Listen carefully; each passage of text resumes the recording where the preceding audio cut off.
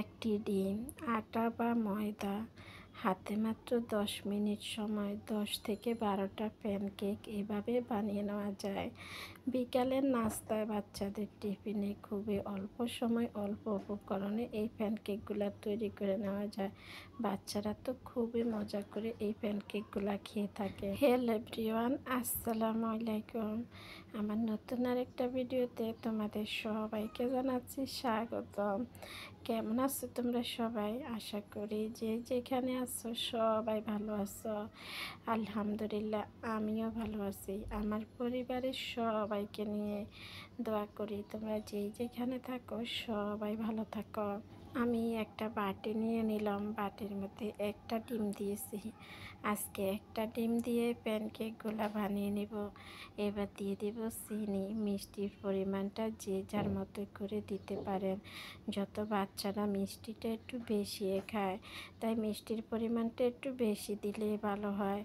এবার আমি ডিম আর চিনি ভালো করে মিক্স করে নেব। ডিম আর চিনিটা ভালো করে মিক্স করে নিতে হবে। চিনির যেন দানা দানা ভাবটা না থাকে, একদম ভালো করে মিক্স করে নিতে হবে একটু সময় নিয়ে। আমরা সবাই জানি ডিম চিনিটা মিক্স করতে একটু সময় লাগে, কারণ ডিমের ইয়াটার কারণে চিনিটা গলতে একটু সময় লেগে যায়। এবার আমি এখানে দিয়ে দেব দুধ। দুধটা দিলে আরও তাড়াতাড়ি গলে যাবে। এই যে আপনারা চাইলে পানি দিয়ে করতে পারেন, তবে আমি পানি দিয়ে করব না, দুধ দিয়ে করব, কারণ বাচ্চারা তো খাবে। এই কারণে আপনাদের কাছে যদি দুধটা না থাকে তাহলে আপনারা পানি দিয়ে করে নিতে পারেন। এখানে গুঁড়া দুধ দিতে পারেন, গুঁড়া দুধ দিলে খাবারের স্বাদটা বেড়ে যায়, এটা আমরা সবাই জানি। এখানে আমি 2 থেকে 3 চামচের মধ্যে তেল দিয়ে দিয়েছি, রান্নার রেগুলার তেল।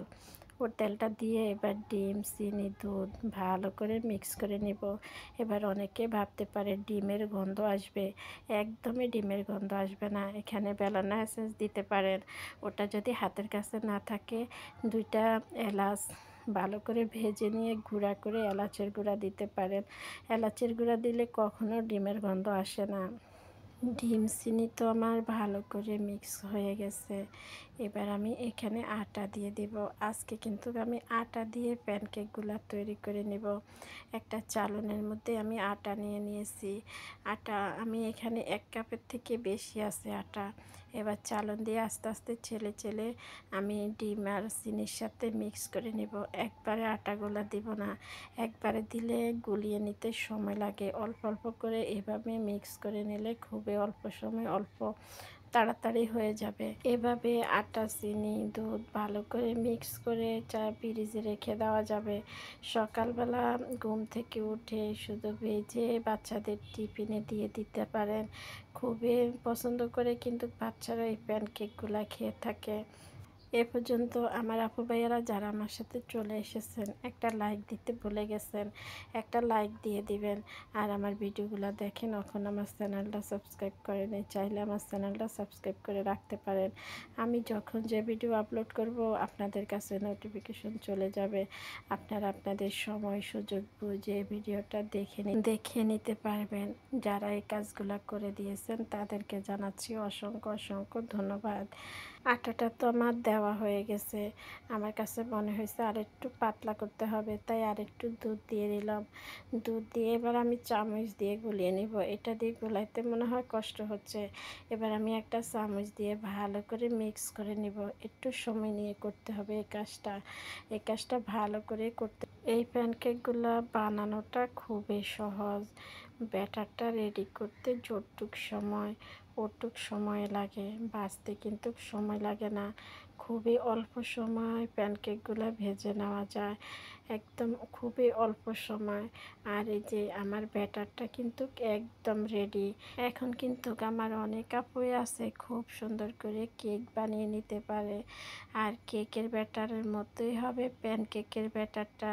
যদি পারফেক্ট প্যানকেক বানাইতে চান তাহলে একদম কেকের ব্যাটারের মতোই করে প্যানকেকের ব্যাটারটা তৈরি করতে হবে, তাহলে পারফেক্ট প্যানকেক হবে। খুবই নরম চপ, একদম চপ থাকবে প্যানকেকগুলা। এই যে আমার ব্যাটারটা একদমই রেডি। এবার আমি ভাজতে চলে আসলাম। চুলার মধ্যে একটা তাওয়া দিয়ে দিলাম। চাইলে তাওয়ার মধ্যে একটু তেল দিতে পারেন, তবে আমি তেল দিব না, একদম তেল ছাড়া ভাজবো। 1 চামচ দিয়ে দিলাম। তাওয়াটা কিন্তু গরম করে নিতে হবে। এবার আমি ঢাকনা দিয়ে দিব, ঢাকনার ছিদ্রটা বন্ধ করে দিব, তাহলে কেকগুলো একদম ফুলকো ফুলকো হবে আর নরম সফট থাকবে কেকগুলা। এই যে ছিদ্রটা আমি বন্ধ করে দিলাম একটু কাগজ দিয়ে, চাইলে লং দিতে পারেন, তবে আমি কাগজ দিলাম। এই যে একটা কেক হয়ে গেছে। খুবই অল্প সময় লাগে, কিন্তু ভাজতে একদমই সময় লাগবে না। এই যে দেখিয়ে দিলাম, খুবই ছিদ্রযুক্ত আর একদমই নরম। এভাবে করে বানিয়ে খেয়ে দেখতে পারেন। ব্যাটারটা তৈরি করতে যত সময় অত সময়, বাছতে কিন্তু একদমই সময় লাগবে না। আর তার মধ্যে দিতে দেরি হয়ে যেতে দেরি হবে না। একটা প্যানকেক আমার হয়ে গেল। একইভাবে আমি সবগুলো প্যানকেক বানিয়ে নেব। একটা প্যানকেক তো আমার হয়ে গেল, একইভাবে আমি আরেকটা প্যানকেকও দিয়ে দিলাম। হইতে কিন্তু একদমই সময় লাগে না, চাইলে একসাথে 2-3টা করে দেওয়া যাবে। এই যে আরেকটা প্যানকেকও হয়ে গেল। আমি চাইলে এই পাশে একটু ভেজে নিতে পারেন, তবে আমার মনে হয় না ভাজলেও হবে, তবে আমি দেখিয়ে দিলাম। এভাবে চাইলে এই পাশ ওপাশ করে ভেজে নিতে পারেন, তবে আমি এক পাশে ভাজি, 2 পাশে ভাজি না। এই যে হয়ে গেল। এভাবে করে আমি সবগুলা বানিয়ে নিব, খুবই অল্প সময় ভাজা হয়ে যায়। এভাবে করে আমার সবগুলা প্যানকেক ভাজা হয়ে গেছে। কেমন হয়েছে সবাই কমেন্টে জানাবেন। আর একটা ভেঙে আমি দেখাই দিলাম কীরকম হয়েছে। একদম এরকম হয়েছে, নরম তুলতুলে ছিদ্রযুক্ত। একদম এরকম করে বানিয়ে খেয়ে দেখতে পারেন। আজকের ভিডিওটা কেমন হয়েছে সবাই কমেন্টে জানাবেন। আজকে বিদায় নিলাম। সবাই ভালো থাকেন, সুস্থ থাকেন, সবাই সবার জন্য দোয়া করবেন। আল্লাহ হাফেজ, আসসালামু আলাইকুম। দেখা হবে অন্য কোনো ভিডিওতে।